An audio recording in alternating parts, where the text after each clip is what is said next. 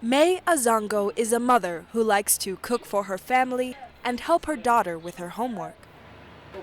She is also a reporter, one who wrote an article that went global, that led her to go into hiding, and that won her international accolades.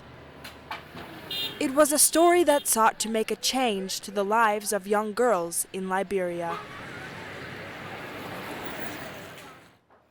I wrote an article called Growing Pains, and it was talking about the practice of female genital cutting in my country while women are circumcised. Nobody was willing to talk about it. So I decided to bring it out in the open to become an open discussion. And what I wanted to happen, it happened. Because it became an open discussion for over 3 weeks, almost a month. But May, who lives in Monrovia, did not participate in the debate about the issue. Instead, after her article hit the printing press at Front Page Africa, she fled from her home. My people got angry with me. And they said I shouldn't have spoken. The threats started. Oh yeah, reams of threats. They threatened my editor, they threatened my managing editor, they threatened me, they threatened my friends. They said I would die because I spoke of a thing I got no business talking about. Her story about female genital mutilation went global because it was published online as well. Around a quarter of Liberians live in the capital city, where the practice has largely dwindled as increasing numbers of girls gain access to formal education. But it is still common in rural areas, as it is part of the traditional Sandy Bush school system. Girls as young as 2 years old have been forced into the process. For the last 27 years, Beatrice Nagbe has been traveling with colleagues to the countryside to hold workshops with women. Many things happen in a Sandy Bush.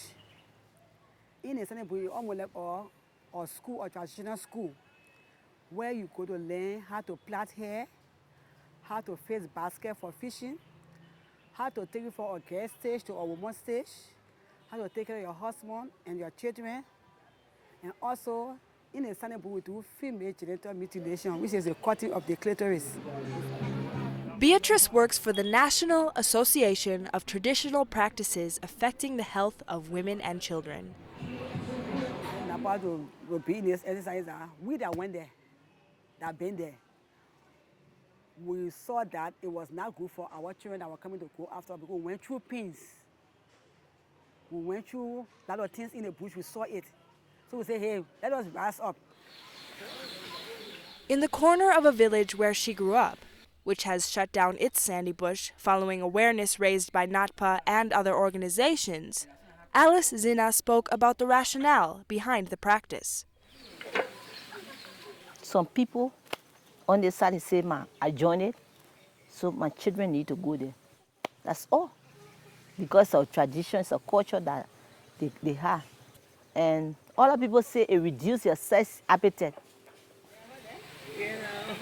Alice has taken part in many of the workshops carried out by NATPA.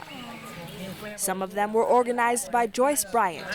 Her father was totally against the Sandy Bush, so she never had to attend, to the disappointment of others in her community. According to them, when you go to the bush and you come out, everything that is done there, you are not to speak it out.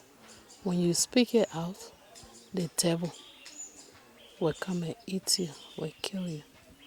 So they made a kind of oath that when they come out and they expose anything that is done in the bush, they will die.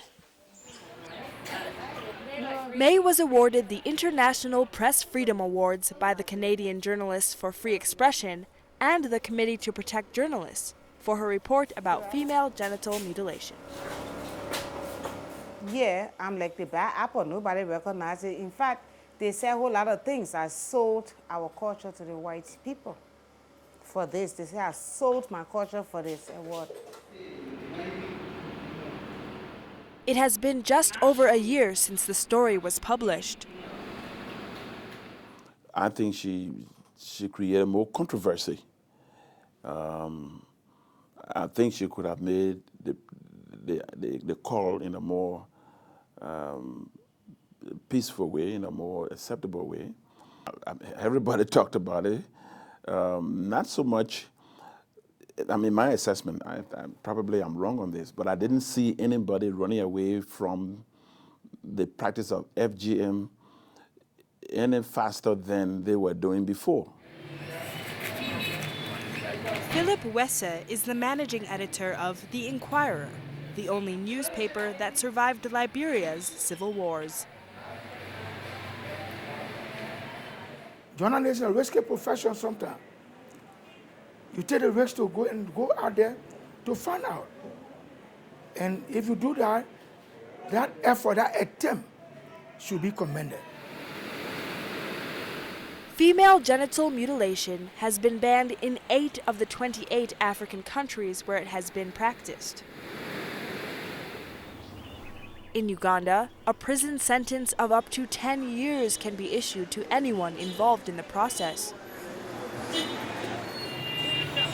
In Liberia, there is no law legalizing the practice or outlawing it. However, at the start of this year, the ministry issued a warning that anyone who forces someone into female genital mutilation could be arrested.